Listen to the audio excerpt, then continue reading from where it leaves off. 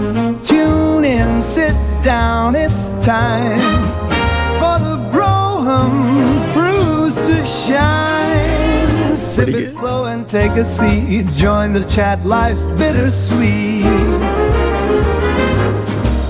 This is Brohams Chugging Brews. Hi, my name is Fidel, I'm your host, and today I have a special guest, Oskar, producer and screenwriter. Good to be here. Thank you for coming by. And today we have a trip down old memory lane. We are going to be chugging or tasting. You don't have to chug. All right, let me guess. Okay, so I watched this video. I watched your video. So you have these wonderful fruity drinks, and sometimes you have this exotic German, all these really good beers. So what's on the menu? Well, since it's memory lane, it's going to be exotic Colt 45, Old English, Mickey's, Steel Reserve, and I believe King Cobra. All right, let's call this a Halloween special. It's going to be pretty scary. Uh-oh. So, it's kind of difficult. So, what do you say we try first? Whatever's the darkest, hardest, meanest can that you got. And this sounds like a future challenge later on, Yeah, It's like what you drank 20 years ago. Well, let's go with King Cobra because I think that's what influenced this episode. It's just the darkest can. Yeah. When I was 20, it was the cheapest bottle to buy. I think it was like $4 or $5. I think it was like $5, and it was in a bottle, and it didn't look this nice. I mean, this is Right. something I probably get inked up right here. Right. Alrighty. It's a good looking can. It is. They've made it a little fancier. Before it was 40s. Yeah, I just remember because all our friends, we would all hang out. We all have like our $6 or $10, right? So, everybody has their own King Cobra or whatever their 40s, and we don't have to chip. And then later on, when we got sophisticated, we all started chipping in for the cases. Right. Yeah, but this is when we were selfish and poor. Yeah. When did you at what age did you start? Oh, I guess I really want to ask, when did you know you want to be a screenwriter? Was it like a series of films? Actually, I wanted to get into film because my father had bootleg cable, and he was scared to have it in the living room. Yeah. So he put the bootleg cable in my room. Nice. And I saw these wonderful movies like Southern Comfort, Marathon Man, these really even actually The Exorcist. And, The Exorcist, it's a scary movie. But when you look at The Exorcist through the priest's eyes, a guy who just lost all kinds of, he lost his morale, his belief in God. And then when you watch it, as a young person, then you watch it, through those eyes, it was a really sad movie. Yeah. So I would watch all these movies, and I watch them in a different way, and I would just immerse myself because the cable box was in my room. So I would wake up in the morning and just watch all kinds of movies. Wow. And play with my toys. Gotcha. And the funny thing is that when I ended up going to university to study film, I've already watched most of the films that they told me, like Carnal Knowledge and all these, wonderful films that we were supposed to watch. I've already seen those. So going to school was pretty easy. Nice. Let's do what do you want us to do? Taste test, chug? Your call. You know what? I mean, this is scary because this is 20 years. I haven't drank this in 20 years. Yeah. So, I mean, it's going to be weird. I just remember enjoying it. I remember it was strong. Yeah. And so, So I'll just start, take a big swig. Big swig. All right. Swig. Cheers. All right. We started a new TikTok challenge, Right. Drink what you drank 20 years ago. Oh.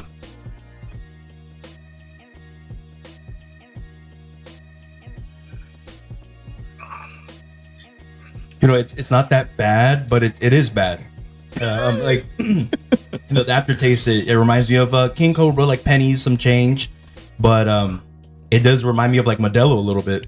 Yeah, it's not bad actually. It feels good going in your mouth, and then all of a sudden you swallow, and then there's this weird taste that says, "Hey man, I'm cheap." Right. Yeah, it feels good. Maybe because it's cold, it feels good going through. Yeah, I made sure to have these cold because you have to have these cold. Otherwise, they taste like iron. Yeah. Well, actually, that's you're absolutely right. That was the aftertaste. It's like you're eating some kind of weird meat. Right. all right, I don't think I'm gonna finish that. But it was, I was dreading that King Kong. Right. When I saw it, I was like, but luckily it wasn't as bad as I thought it was. I don't know if any of the other ones are any better, but So, hip hop homies. Can you tell us about that? Oh yeah, a long time ago I worked for LATV, and it's an interesting story, but I'm gonna go as fast as possible. It was English programming. It was Latino English programming, and I was working with a guy who actually wrote for In Living Color and Mad TV. His name is Rick Nara. And we were developing English content like a stand-up comedy. And then we had the rights for the 2-inch figures, Homies. And we did the Homies hip hop show where we hired a lot of comedians to do voiceovers. And it was fun. And, it's, people still watch it and people still talk about it. It's online. Actually, I posted some of the stuff online too, a Homies hip hop show. But it was a fun experience working at LATV. But the hard part was there was a group of people at LATV that wanted Spanish programming. So at the end, after the fight, and actually it ended up being actually the highest rated program on LATV. But for some reason, that whole image of vatos and cholos and all that stuff, supposedly the president says, the sponsors, they don't feel too comfortable with that image. So after that, the programming completely changed from English speaking Latino to Spanish. Wow. Yeah. That sucks. Yeah. Yeah, but things are changing now, things that, you see this fool and you see, yeah. So I think things are turning around, and I see, hopefully, it's funny because I went to a conference for Latino filmmakers, and one Latino turned around, and this guy has a lot of famous relatives in the business, and he told me Latinos have a abusive relationship with Hollywood. And I was like, yeah, because there was a statistic that 40% of Latinos went to go see Inside Out too. And that's why it was a huge success. And a lot of the majority, we go to the box office all the time. Right. But there's no movies about us. We're not making movies. They're making movies. We're watching them. And in return, we're not getting those opportunities. So, and I was like, yeah, it is an abusive relationship. Yeah. It's all taking, no give. So things are going to change, hopefully. I hope so, yeah, because I was, like you mentioned this food, when they canceled it, I was kind of a little bit upset, because I thought it was funny. Some parts were silly. Yeah. And just like you said, there isn't that much for us out there. We should make fun of ourselves. Yeah. I don't want that dude making fun of me. Right. Yeah. So, African Americans, they got it right. I mean, you even see their comedies. They're funny. Yeah. And I think we have talented writers and producers, but we just don't have the opportunity. And I think it's because they look at us and they say, nobody's going to watch that. And in a way, it's happened where, there's a couple of shows and nobody watched it. And, it wasn't a reason. The reason we didn't watch it was, did you see One Day at a Time? No. I rest my case. That was on Netflix, and it was, it was a remake from an old show, and nobody saw it, and then they canceled it, and a lot of people got upset, but, the numbers weren't there. So there's a lot of shows that were canceled that were Latino, and the numbers weren't there, but I'm not sure about this fool. I mean, I know everybody was talking about it, so it was kind of a strange thing that it was canceled. Right. That's, yeah. That Cholo Fit guy, he was hilarious, and that's what kind of kept me in. And then the guy from The Sopranos, he was there, and his role was, I thought it was just a different show, and it's comfortable, and we were just watching it because there's nothing like it. And now there's nothing like it. Right? Yeah. Now there's nothing. There's nothing. Okay. What do you want the next one to be? It's surprising, man, because we started hard with King Cobra. I mean, this is. Oh, man. I never had Colt 40. Actually, no, I did. I had it once. I don't remember.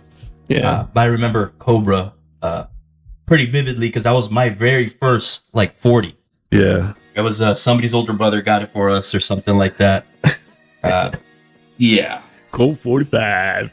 I say that because Billy D. Williams was the guy making commercials back in the days for Colt 45. Yeah, Billy D. from Star Wars. I don't know why he's not in more movies, man, because he's such a good-looking, charismatic guy. And yes, I bought Colt 45 when I was 20, because I saw Billy D. Williams talking about it. Gotcha. Yeah, I poured mine a little too rough. It's really light, too. It's really It is. And I love light beers. I love blondes. So, I mean, visually, this looks, it looks like a blonde, but it also looks like my urine test at right. All right. Yeah. Let me, a little bit more. So Taco Shop, you were a producer? Yeah, a producer, a writer, and I also come out in it.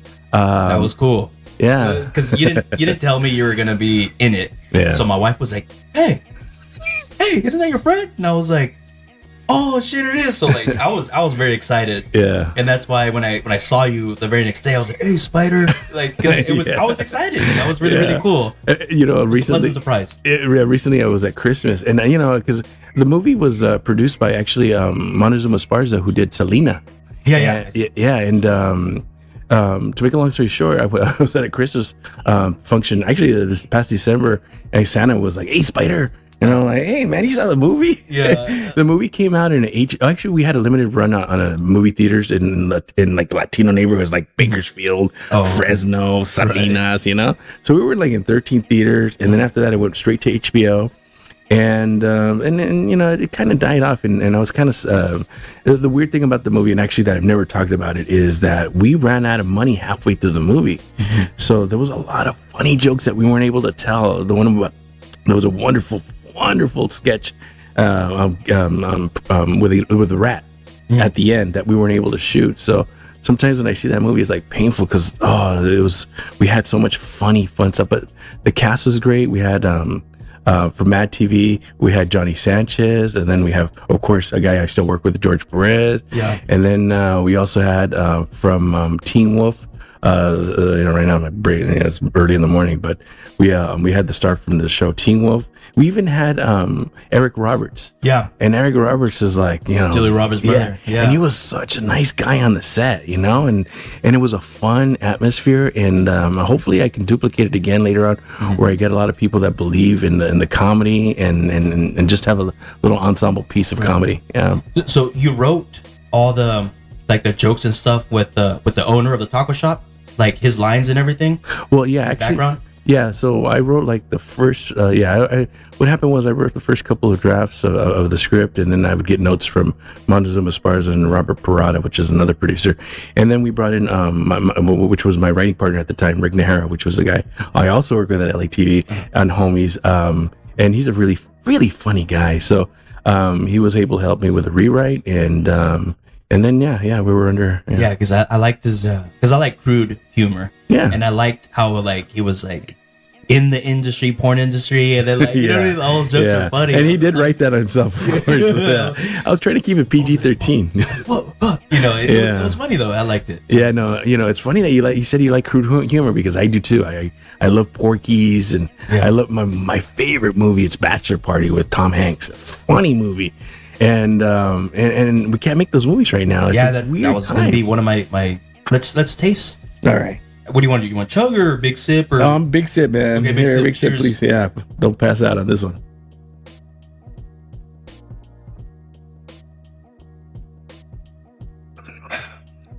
Just with the full chug. That's weird. Right. It smells great though. It smells like beautiful color. Beautiful color and great smell. And then also you taste it, so like. I don't want to say it tastes like piss, but it tastes it's not the best taste, but it tastes like it tastes cheap for sure. Yeah, it tastes like King Cobra, and then you opened it and then you left it out there for a week. It's it's pretty but it's weird, man. It's almost like King Cobra is better, I think. This is like the veggie burgers of a beer. Like it looks like beer, right? And it almost like smells like it, and you taste it, and it's like, whoa, it's a little bit intense. Stale? Yeah, stale. Okay, yeah, that's a good one. That's a good word. Yeah, I think we're doing this where you won't do it. Yes, don't try this at home. Like we talked about before, we like movies like Scary Movie. Yeah, hell, even like one of the last ones, kind of like Superbad was maybe one of the last ones that could get away with all that stuff. Yeah, no, there's a couple one that kind of eked on in, but they're not catching an audience. Well, John Cena, he's in a lot of the latest ones that are pretty good, and I think a lot of it has to do with he can make fun of himself. Yeah, so it's not so much of a so controversial. Well, that's the thing is like I'm writing and I'm making fun of ourselves. Like, right. of our, but not in a mean way. Right. Yeah, we could do that, and we can still make fun of ourselves and be funny, and we can make fun of others and be funny. But it's just that everybody's really scared right now. And there's a couple of scripts that I've sent out, and then somebody said, you've gone woke on this line, and I was like, I'll give you an example on the joke. You want me to give you an example of the joke? Yeah. All right, so there's this guy, and he's really dopey, and he's like, hey man, and he goes, and then another guy goes, hey, are you into trannies? And then the guy goes, you mean the guys who dress up as girls? And the other guy goes, no, transmissions. I need somebody to fix transmission. Right. So I wrote that joke, and it was funny. And actually, my delivery wasn't as good as the way it was written. I thought it was a really funny joke. And somebody just put woke, and I was like, no, it's just I'm not making fun of. I'm just making fun of his ignorance. Like and maybe he had his brain somewhere else and everything. Right. But yeah, it's a weird situation where you write these scripts and you send it out, and then either the producers or even people in development, and then they come back with these notes, and then they say this is an inappropriate joke, and then sometimes they completely disagree because there is such a thing as an inappropriate joke. Yeah, something extreme, I feel, you know what I mean? Like when it comes to something that should stay at a comedy club and not so much in a film, like when you start talking about, like abortions or something, that might be too much. But like a joke like that, it's like, it's something that we can probably laugh at and not be a problem. Yeah, it's interesting. I said comedy club because you're right. It's like the last sanctuary of saying, that's where it's all, and it should be that way. That's the good thing about TikTok is that you see a lot of people clip comedy club, stand up and stuff. And there's one guy, he was talking to this lady, and she was like, "You can't say those jokes because you're not black." Yeah. And she ended up calling him a bitch, and he was like, "I am a bitch. Why do you think I'm doing this for?" And it's just hilarious. He kept flipping it back in his favor. Those are the best. And she kept trying to dig in, and the whole crowd ended up kicking her out because this guy, he's a comedian. And it's comedy weird. Clubs are fun. I've gotten made fun of in a comedy club. I wouldn't do that. They made fun of me. It was a quick story. It was cool. We were chilling. It was my one buddy Eric. I was in the Navy, and he was like, "Hey, I got 3 tickets to this comedy club. Let's go." And me and my buddy Andrew were like, "All right, sure, whatever." We pre-gamed a little bit. We got there. We all happened to be wearing white shirts. And we ended up just sitting by ourselves in this corner. And this one comedian's like, we're just laughing the whole time. We're being quiet, just drinking our drinks. Yeah. He's like, "Look at these fucking fruitcakes over here. Fruit of the Looms over here." And, it was funny. We're like, oh. So like we kept laughing all night. Yeah. We just went with the joke. And I mean, you go in there and if you get offended, you get offended. And sometimes I do get offended. Yeah. And I shut up, because if I'm going to laugh at them, I have to laugh at this, and I'm a hypocrite if I say I'm gonna pick this joke, but I'm not gonna pick that joke, Right. And all of a sudden I'm like, I'm a fool, and there's some stuff that like, it's not funny. Okay, so I won't laugh, and I'll laugh at the next joke, but I'm not gonna tell them, what, bro, you're wrong for that. Yeah, one really quick, the one show that you have to have thick skin, or you gotta pay for the full package. It's called Absinthe in Las Vegas. My wife and I, we paid for the full package. I mean, it's like $800 for a couple, and it's a couple per show. They sit you where the directors, the owner, and everybody sits. But the people that are like close to where all the acts are at, are getting roasted hard, like bad. Yeah. One section in the front row was you could tell these guys were right wing, and the guys behind them were far left, and they're roasting both of them hard, just flaming them, and we're like, I can feel the heat from my seat. You were laughing far away. I'm like, oh. Did you stop laughing, or you're like, oh god? I was just like, oh, it was rough. It's a civil war here. Yeah, I was like, this is. But both sides are getting roasted right there. Did they laugh? Were they laughing? The right wing guys were laughing. Oh, that's good. The whole time. The left, they got butthurt. Oh man. And the guy that was doing the jokes, he was homosexual, and he was just like, you can't. Yeah. He was blaming them, and he was like, you can't be mad at me because I'm one of you guys. Like it was crazy. It's the craziest thing I've ever seen. Yeah, but absinthe is the European drink. Yes. That makes you hallucinate. And part of that package is it's a drink special, so you get to have all the drinks that you want that's on their menu. Yeah. And they spray absinthe on the big drinks. Yeah. So of course I'm thinking I'm gonna get the best bang for my buck. And then we both went in sober. And I told my wife, like, hey, we're not gonna drink, we're not gonna pregame, we're gonna just take advantage of the situation of the whole package. Yeah. We barely made it out of there alive. Like we're stumbling and that's expensive. yeah, but you get a ride in a Rolls Royce Ghost. Yeah. So that's kind of cool part of it. But Yeah. I don't know. I was gonna say something inappropriate for that much money. Let's move on to this next one. What do you think? That's kind of fun, actually. I was really scared because I thought on the second one I'm gonna be all dizzy and everything. Oh yeah, it's just, you get a little rush. Yeah. Thanks for not pressuring me into finishing it. No. That's The guest is in control when it comes to this section. All So right. we got Old English, Steel Reserve, or Mickey's. Let's go with Old English. All right. Yeah. I remember that one too. Oh yeah. Oh my god, the can hasn't changed. Nope. I don't like that because King Cobra did change their symbol. And this one did too, because they used to have a big ass horse, and now the horse is gone. Now it's yeah. Oh man, just the word malt liquor. Sometimes, there was a phase where they were serving these in plastic bottles. Mm-hmm. That was awful.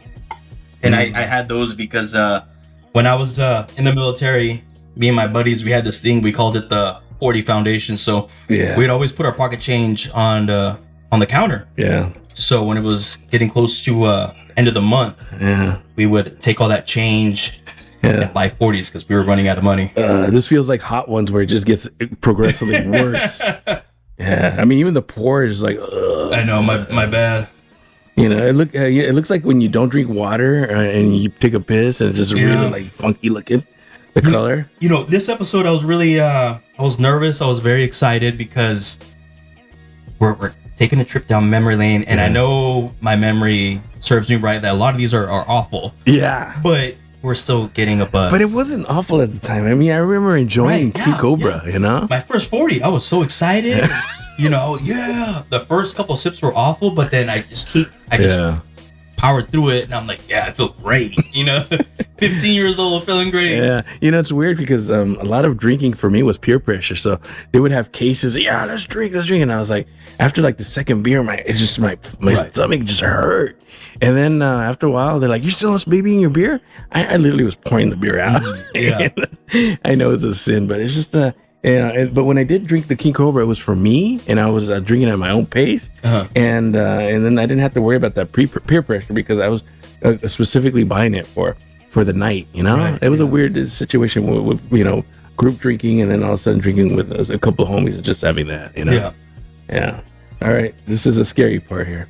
You decide. Sip, chug. I know I chugged the last one. That's just, I felt it in me. And I just remember this beer being nasty, you know, and then just the whole world malts. It's funny because it doesn't go away, and it will never go away because it's a classic. Everyone's very familiar with Old English. It's in songs, and I mean, so is Colt 45. Yeah, I think I'm just gonna get over with. Cheers, brother. Sorry, I'm just so nervous on this one. I know, I'm nervous too.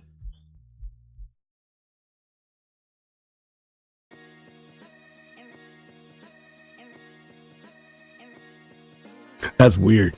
Yeah, that's kind of bad. It's weird though. I mean, you're drinking it and there's nothing, no flavor, and then all of a sudden, it feels like the message goes all the way to your body and then up to your brain. It says shit. Yeah, yeah.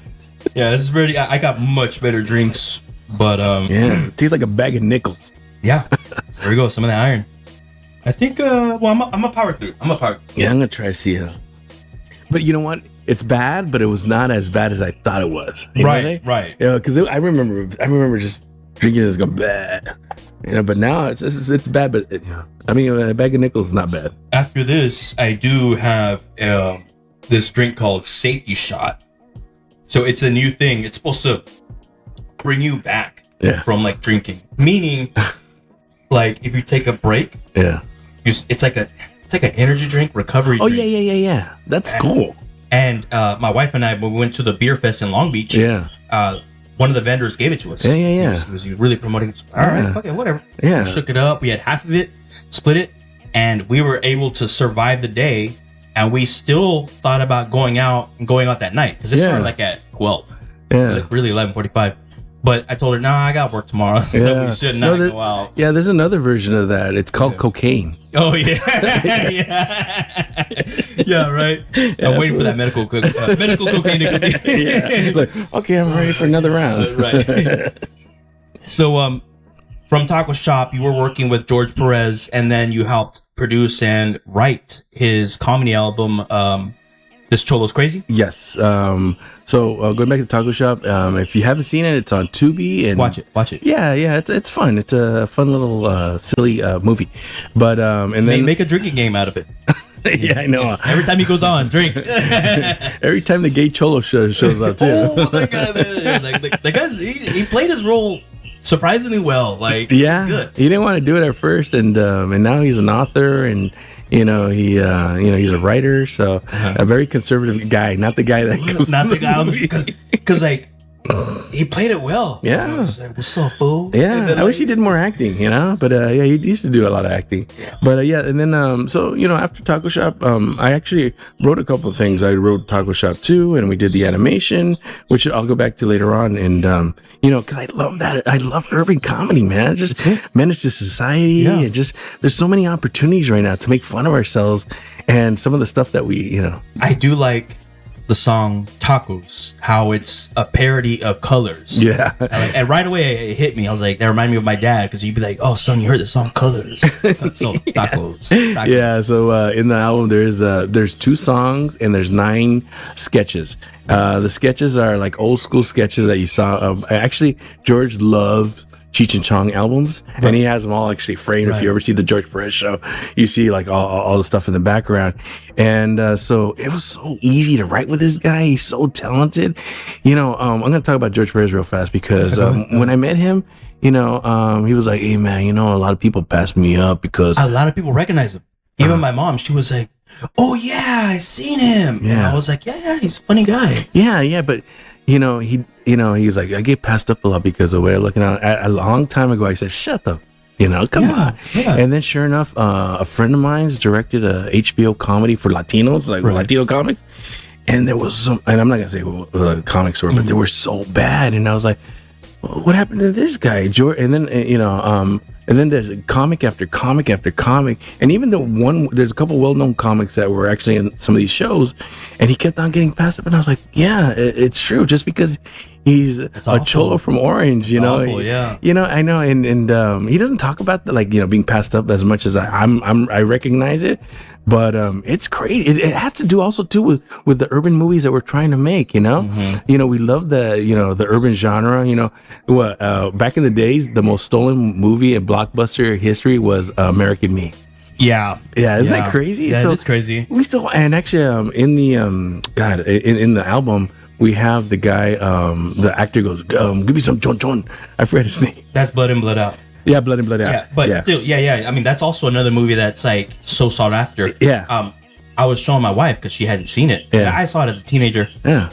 We had to go on YouTube and had to watch different versions. So like one version, one quarter of it was in English, the second quarter was like in Spanish with subtitles, and it goes back and forth. Yeah. And it took us 4 hours to watch this movie with ads and everything. And it was like, Ouch. But we were drinking and we were committed. Yeah. And then a few months later, Now it's on Hulu. it's on Hulu. Yeah. So I'm not gonna watch it again. Like, So when he said, give me some chon chon, and then it's in Spanish, what did he say? pussy. Give me some, dame, what do you say? Dame puerco, por favor. Yeah. That's what I wanted to know. It's like, what's the Spanish interpretation for chon chon? Yeah. But yeah, I got to work with that. Yeah, for Blood and Blood, I got to work with that actor, and he's like a thespian. He's like a real, like right now he's doing Shakespeare. Wow. Yeah. Unfortunately, my it's true. I should have had some notes here, but no, he came in. Jesus Trejo came in. Concrete from Fools Gone Wild is Mr. E. Right. And damn, that guy is really. I didn't, honestly, when we were recording, we actually sent him the sketch, which was it was a dating game sketch. Yeah. So he does. Hey, He's one of the girls. He's funny, man. Yeah. And see, that's another. Out of nowhere, he came out of nowhere. At least on Instagram, that's where I first saw him. A year or 2 years ago. Mm-hmm. And us guys at work, boom, boom, boom, boom. Mm-hmm. Ultimate activities and all this and that, and so it's solid, and his material is still there. It's going to keep going. And that's the thing. It's like you see his hits and how many people follow him. We love that humor, Right. the socks and all that Yeah. stuff. We love I it. wear long socks just in case I get fucking sock checked. Right now, I'm wearing sandals, so I'm not wearing those socks. I literally do. Yeah. At the gym, at work. Yeah. Because it became a running joke at work. Yeah. And then I was like, man, fuck that shit. I'm not gonna get caught with short, Yeah. But it's dude, what's up with the dudes who wear dark socks and sandals? It's like, that's weird. that is weird. Yeah, that happens weird. a lot, you It know. does. But yeah, no, he tapped into something, and there's an audience, and we want to laugh, and we want to laugh at ourselves. You know, that fool that has his socks and stuff.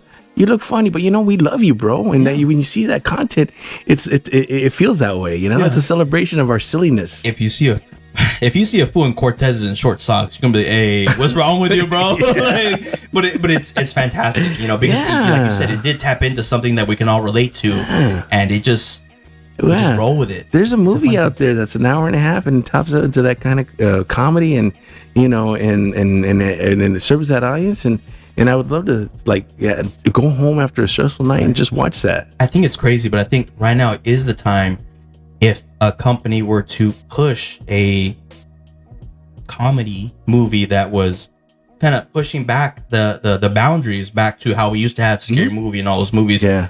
And I know they're still scared and so, but if someone were to do it, especially in Latino fashion, like I think it would hit hard, because like guys like him, Mr. E, they showed like, hey, there's an audience. Work. Yeah, no, people want this. Yeah. I mean, how many hits are? I think like 3 million or something like that. I think actually I'm probably off. I don't even want to say it because I'm gonna be off on the numbers. But yeah, you're absolutely right. There's an untapped market. We're waiting for it. I know. We're hungry. I know. We were writing it. There's people, even George Perez and other comedians they're writing these comedies, and it's just they're not getting picked up. Only the safe stuff. Right. One thing that's happening, I've heard a lot, is about I don't know if you've heard of I'm sure you heard of it, Kill Tony.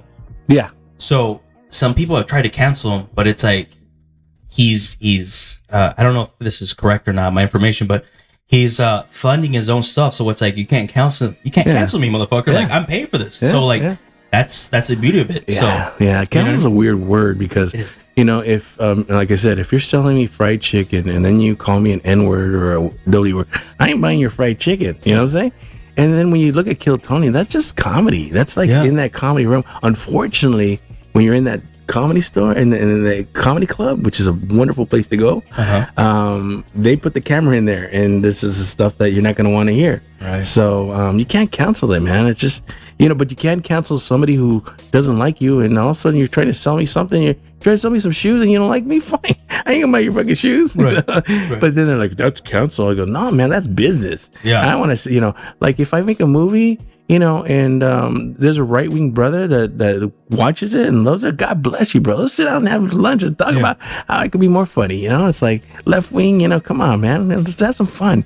I want everybody to watch, my content. Yeah. And maybe at the same time, going to the movies is the last bastion of unity. You're in a dark room and you're all laughing together. Yeah. All that stuff. It's fantastic. I remember watching here, actually, you know what, before I tell you, let's do what do you think, Mickey's or Steel Reserve? Get Mickey's first.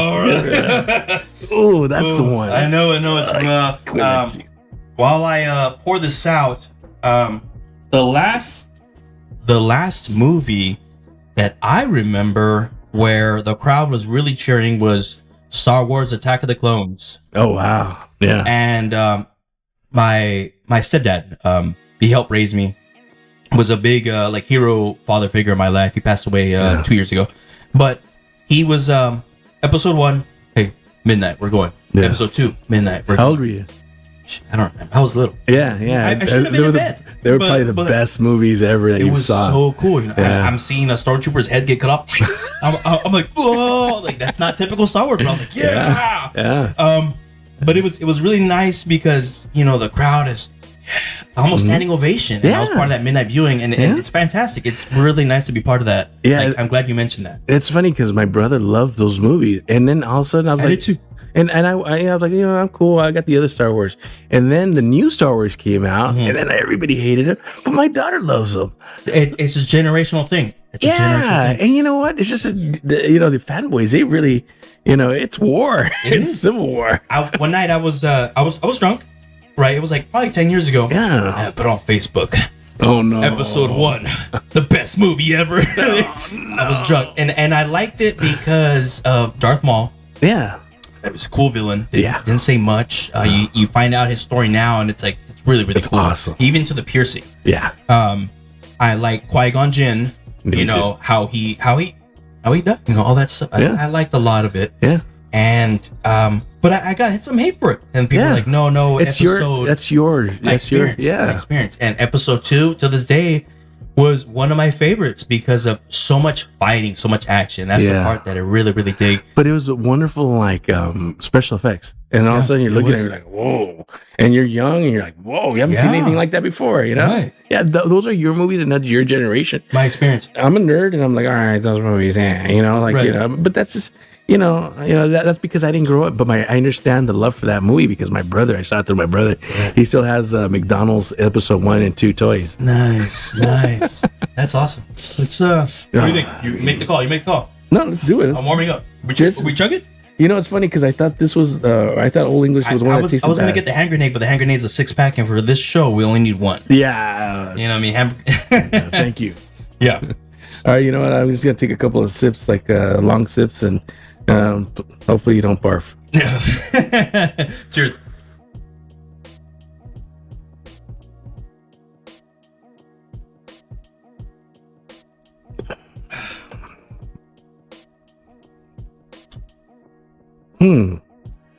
I mix. It's a familiar taste. The last time I had it was probably 12, 13 years ago. It almost tastes bad, but it didn't taste that bad. But it's a little yo-yo effect. It's bad, not bad, bad, not bad. Yeah. It's not a horrible aftertaste, but it's not the best. Yeah, it's weird because I just out of all the 4, this is probably one of the smoothest ones, right? It's smooth in the middle, but like I said, it's the aftertaste. It's bad, but not so bad. It's different. I don't know, man. Jury's still out. I mean, it's not as yucky as I thought it was going to be. Right. Lack of a better word, yucky. No, I know. It's a very scientific word, actually. Yes, Very. very. At the University of Pendejos. But yeah, man, it's not that bad actually. If I had to drink any of these 4 again, I would definitely go with Mickey's. Is that from a show, University of Pendejos, or is that Nah. Hey, that's a good idea. I'm gonna do it. your idea? You could have some guy just serious the whole entire show, episode, whatever. Where did you go? University of Pendejos. And then it's like, what the this guy? You know what I mean? That actually reminds you of going back to thischolo'scrazy, the album that you helped, the comedy album with George Perez that you helped produce and write. The strip club. I thought that was the funniest because I felt like it was setting up for this joke. Yes. And at the very end, the joke was finally delivered and it was great. Yeah. You know, because part of the joke was like the homie was getting a lap dance from the other guy's knees. Yeah. But at the very beginning, it tells you, hey, nobody jerks off in the restroom. Yeah. You know, and it sounded like the older gentleman from Taco Shop. Actually, it was a chonchon guy. Okay. Oh, that's who it was? Yeah. Okay. But at the very end, all right, everybody get out. Somebody jerked off in the bathroom. Yeah. I was like, oh, there it is. Like, George Perez used to work at one of those places, so he has a couple of real life. but there's 2 sketches where it starts off comedy and then it turns into something else, which is kind of interesting. And hopefully, if there's ever a second album, we're gonna go explore that more. And then it's just. These women are working and they're making a living. Yeah, they really are. And they have families. Yes. And they have kids and they have strong characters and they're doing what they got to do. And we sometimes forget about that. And we just look at them and we, I'm going to sound political. No, I know, but you do, what is it called? Itemize them. Like you kind of look at them and you see them as as something else. Object. Yeah. But yeah, you're right. They have way more depth. They're real people. They are working. Yeah, and sadly, They have their limits. Sadly, I used to work in foster care and adoption for 6 years. I did want to bring that up, and I saw that. That's very honorable. Like, it was a wonderful experience. But a lot of these women come from the foster care program. If you're in foster care and you age out, you're more likely to be arrested and more likely to use drugs. It's funny because we already know where a lot of these people are coming from, but we haven't taken the time to fix these problems. Yeah. You know what I'm saying? It's like how do we fix this problem? Put money in recruiting more better families that really want to make change, and help them understand that, that there's a lot of training provided to these families to make these adjustments easier and better for both the children and the families, and make it a wonderful family experience. Yeah. So yeah, it was the first 2-3 years it was tough, and then after the 4th year, I knew what I was doing, and it was hopefully later on I'll be able to try to see how I could promote more of that, and some of the stuff that I do. So yeah. So, but right now, it's just the album. It's available when you go see. Right now is when you go see George Perez live. He's selling his album, and then later on, we're probably gonna do some kind of digital release. So, one of my coworkers, I told him about it, and you could tell it hit home with him, and he really liked the idea that it is on vinyl, and you need a recorder, to play it, and it was cool because he was like, hell yeah, they should do more of those, and maybe George is doing that because it resonates with him and he wants other people. Yeah. Because this guy's background, it wasn't Latino, but he did grow up from, lesser background, you could say. Yeah. And now he's like a big kid because he likes to get all the things he couldn't get as a kid. Yeah. And I feel like those records is something that brings them back to being young. And it's awesome. It's cool. You're looking at an album and you're looking at the Led Zeppelin cover, and you're looking at the AC/DC and the Iron Maiden and the beautiful artwork and who produced what, and When I played it, my daughter was like, "Daddy, what's that? What's that?" I'm like, "Just listen," and I put it on, and she's like, "Mine is blown." Oh, she didn't know what a record player was. No, the last decade or the last generation before or after mine, they don't know what that is. Yeah, they barely know what a CD player is. And I used to put that in my pocket. You know what I mean? Like, so it is cool bringing that back, and it's cool that people are like, as a hobby, they buy record players and they buy records, and it's neat. I think it was statistically about 4 years ago, records outsold CDs.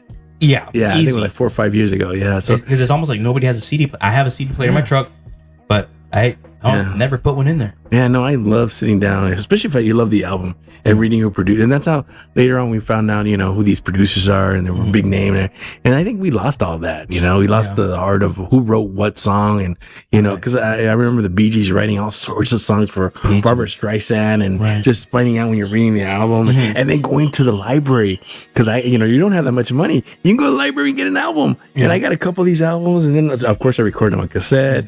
And actually, when I was 12 or even 14, I would get the Ronnie Dangerfield album. I would get the Richard Pryor album. The guy from Sanford and Son. I would get his album and just record it and listen to it, and it was a great time to be a kid. And until you have that, and then you have all this wonderful music that you can get in the library, and those days are gone. Yeah, they're gone. Yeah. So we can't discover new music. I mean, it is a weird time though, because it doesn't mean the kids aren't missing out on music. They're just enjoying it in a different way. Well, they're showing, I don't know what the statistics are, but once you hit like 30, 35 or so, you stop trying to listen to new music. You wall yourself down, and now you just go to what you're used to. Yeah. And actually, the problem I have with LA is like the rock station just sticks with old. They don't want to put any new stuff. No. The one in Phoenix, however, that one does throw like every now and then something new, and it sucks because I like Led Zeppelin, but I wouldn't mind hearing something new. Yeah. And there is something new. There's always I just don't know about it. Yeah. And that's one thing I do appreciate about this channel is I have had artists. Yeah. I just had these young 3 guys a couple episodes ago, and they're rappers, and one of them is an R&B singer, but I listened to the Wilmington rapper. He was pretty cool. Yeah. I listened to his stuff. Yeah, it was pretty cool. Yeah, the whole point is that you don't go out of your comfort zone because and we need to we need to do that. Yeah, you're right, because I do that on my playlist. Is the same old Ghetto Boys, Ice Cube. Right. And I want to, and Kendrick Lamar, of course, just If it's not a hip-hop. breakout artist, like, just don't seek it. It's kind of rough. It's hard though. I mean, because because I don't have I don't pay for Spotify or Pandora, so so I'm in the your new playlist kind of thing made for you, and then all of a sudden it's like, okay, I didn't like this. Okay, now I can't skip anymore. So I'm trying to find new. Actually, honestly, on YouTube, I get a lot of music to get introduced. Mostly they're Japanese or Chinese. No, not Chinese, but a lot of K-pop and J-pop. Yeah, so let's try this last one right here. I can't believe we made it. There we go. We made it. Oh, Steel Reserve. Last time I had this was probably this is 8% too. Probably 10 years ago. I was at I was in the Navy, and it was just a bunch of us pre-gaming before we went out to a club. Yeah, I've never seen this thing before, but I mean, it looks scary. It doesn't even look like beer. It is. It is like beer. Cleaning solvent. But if we drank enough now, this won't be that bad. Yeah, and you know what? Maybe that's why Mickey's taste is so good, because we were drinking all these, all these other ones, and right. But I don't know. This one looks. What is it? Dark. It is a. Let's pour it out. All right. Well, you know what? I'm happy that I didn't barf, and I'm happy that because last night I was thinking about it, like, oh man, I'm gonna drink all this weird stuff, and right. It's not so weird. It's what you're what we're used to, but we've done in the past. Yeah, 20 years is a long time not drinking this stuff. That's a long time. Yeah. Because for me, it's also been 20 years. Like I said, this one's been closer to like 15. Yeah. This one's more closer to 10. This one is probably 20, and this one's 20 or maybe even longer. Because like I said, I was 15. I'm 34 now, so. Mm-hmm. Oh yeah, I'm older. Yeah, I know. And this one, I'm considerably older. Yeah. So no, I drank these 20 years ago, and this is the scariest one, and even the can is scary. Right. The can is like, I don't give a fuck. In the last 40 years, I'm gonna stay the same, and have no color, no mascot, no logo. Consistency is key. Yeah. And look at the color. It's just like piss yellow. Like it's like the ugliest color. They don't care, but at least King Cobra said, you know what, we care. We're gonna change the logo. Well, about the brand. What do you say? All right, here you go. Cheers. I had to stop right there because that was awful, but then it got better. It's strong. It's strong. You can taste the percentage. Yeah, it's strong going in, man. Oh yeah. This is tough. This is leather. The leather of all beers. The leather of canned beers. Mm-hmm. All this cost me $15. I had to throw it out there. That's why we drank it, because it was so cheap. Yes, very cheap. I mean, I couldn't complain when I was under the age. I was just somebody's brother, somebody's this, somebody's that. Hooked it up. I remember my first time I had Old E. We gave our buddy's older brother $20. He gave us a handle. Then he gave us 4 Old English 40s.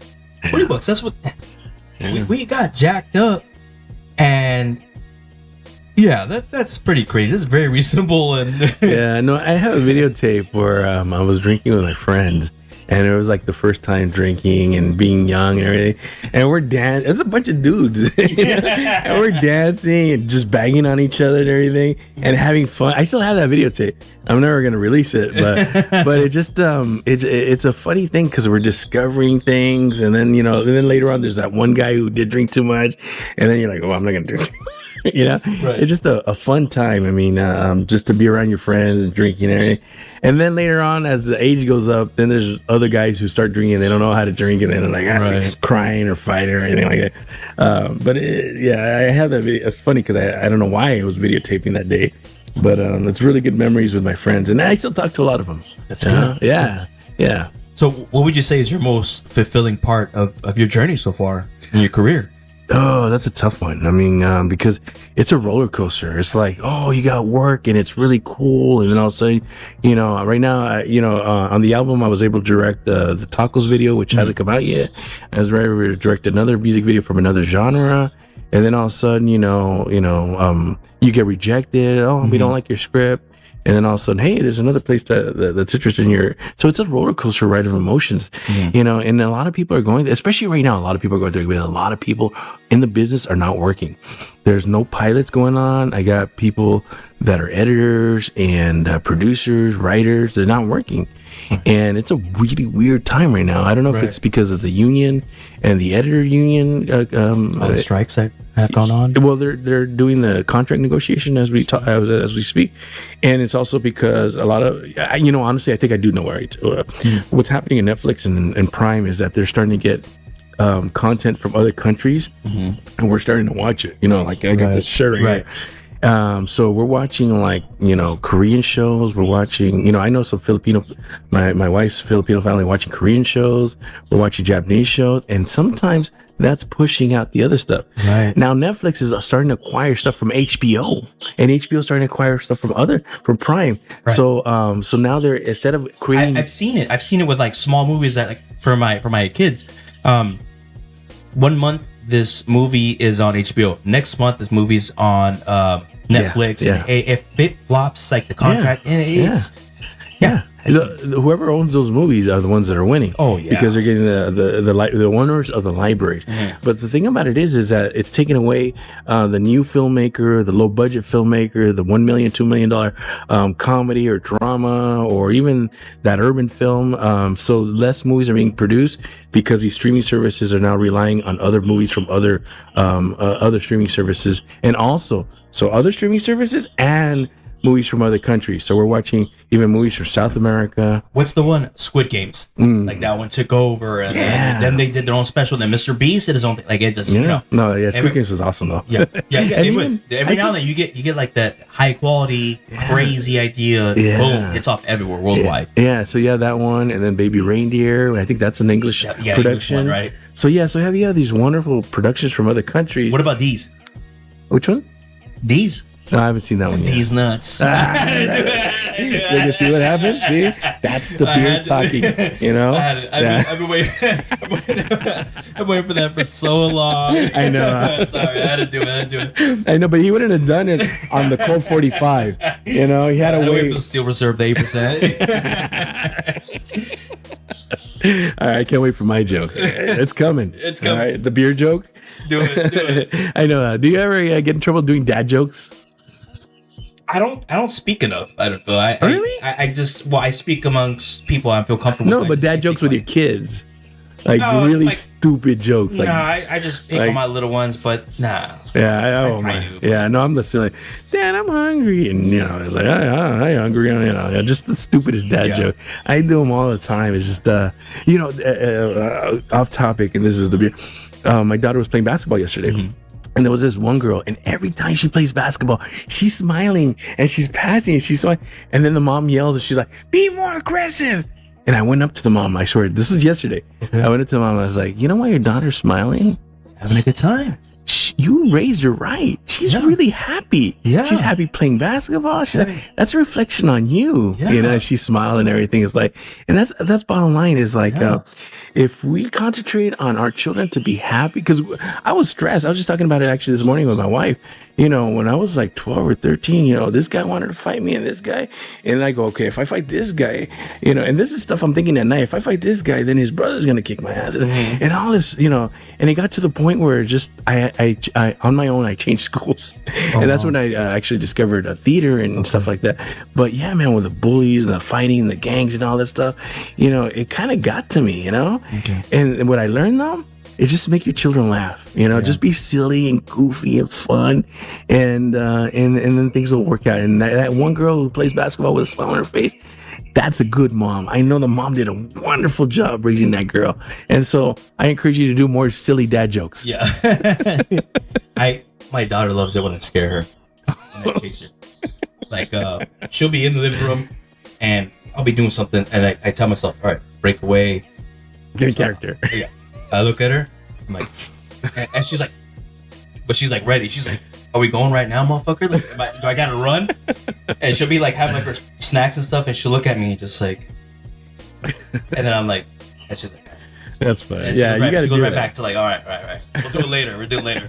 So I'm still busy, you know. It's all about having fun and playing and being silly and and then just trying to make them laugh as much as you can. If you can do that, and the number one thing is, because do you remember did you have a lot of stress growing up? Yeah, I'm talking about 12, 13, 14, 15, I a little bit, yeah. It just just a lot of my memory growing up. I don't know why, like I guess I blocked it out. Yeah.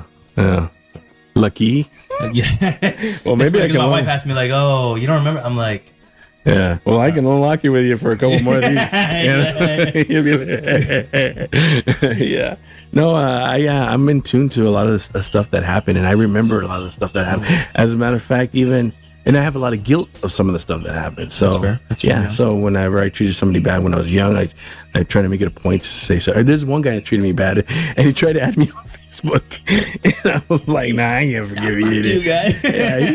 This guy punched me when I was drinking wine, and I turned around and he punched me, and he really, man. I mean, I had, and then I ended up taking a picture for the yearbook, and I just had that shiner, awesome. And I didn't fight him back because he was a boxer, and I knew I was gonna lose. I knew I was gonna lose if I fought that guy because he was trained in boxing, but it just everything that happened to us.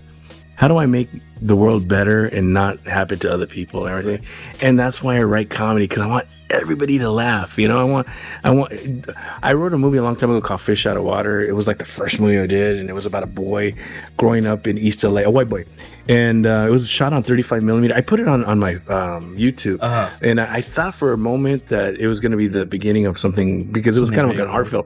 But when I went to film festivals, when I stayed in the movie theater, I stayed for the funny parts, and I loved listening to everybody laugh, and that's how I got into comedy. And I think also the trauma of just watching people get their ass kicked. And I used to hang around with one of the best fighters, and I used to go watching them fight, like older dudes and everything. And I don't know why, I was always drawn to violence and everything. And then now it's like, I think it's natural because it's, we're humans. That's what we do. That's what we're programmed to do, whether we like it or not. Yeah. But I want to laugh more, and I want to laugh with a lot of people. And that's why a lot of my pictures, I just smile because life's too short to be acting hard, to be upset. And it's funny because I went to Beer Thug. And they have a little section. It's a brewery. Yeah, I know, but it's already thug. I was like, no, it's cool. Owner's fantastic, humble guy. But they have a section where you're like at jail, right? And I had a sign. Either it says like borracho or el tóxico or sick ass food. Like it. Anyways, she was like, "Babe, you're supposed to be like hard." I'm like, "Nah, fuck that." I learned from the military because everyone's so strict, so serious. Like, I'm just gonna smile. I don't care. Yeah. I just. Yeah, and I look like a little kid. Yeah, God bless the military. I don't care, Yeah, man. It's like, real quick, a homeboy of mine, his name's Oscar, and he used to recruit hardcore cholos from the military, and then when they came out, they became just hardcore good people. They used all that energy in serving our country, and they came back. And you got structure. Yeah, let's go. Yeah, it was awesome, man. Yeah, and then they came out, and then they became just good people. It's like, it's almost like we have this energy and this, and we can make it bad, or we can make it good, or we can make it into something. But once we get rid of it, and it didn't bring us down, and then we come out of it, then all of a sudden it's time to live life. We got it over with. You know what I'm saying? It's a weird thing. Who knows? Maybe now talking about it, maybe it's worth exploring and writing. Right. Yeah. Well, any positive advice you would give to anybody that wants to be a screenwriter or be in film? Yeah, it's tough. It's a tough business. So, if somebody, here's actually, I taught I taught for 10 years at Loyola Marymount University, film production. And if I could tell any of the students, you should, first of all, it's hard to say to go to university and meet a lot of people and then have all those connections. But if you don't have that money, how do you do it? And the only way I can tell you to do it is there's organizations, there's Women in Film, the National Association of Latino Producers, there's Film Independent, there's all these groups that are helping people to try to push them with the resources to make films. But it's networking. It's like just trying and reaching out. Yeah, and try not to be shy. And then so if you're like in your 20s and you want to get into film, and you want to meet more people, there's the Los Angeles Latino International Film Festival. Become a volunteer, start talking to people. You could go to Film Independent. You can go actually to the Writers Guild and say, hey, you guys need any volunteers, and probably just start volunteering there. And yeah, so that's it. It's a hard business, man. It really is. I mean, if my daughter wanted to go into the business, but she's not, thank God, I would tell her not to do it because it's it's unpredictable right now. Really unpredictable right now. So it's a weird time. Wow. Gotcha. Yeah. That's Let's take one more drink of this. okay. Yeah. Should I fill mine up? Are we gonna do a chug? No, if I do a chug, I'm gonna just like urinate on myself. So like, We gotta get on film though. No. I know. All right, cheers, bro. Yeah, let me try it one more time because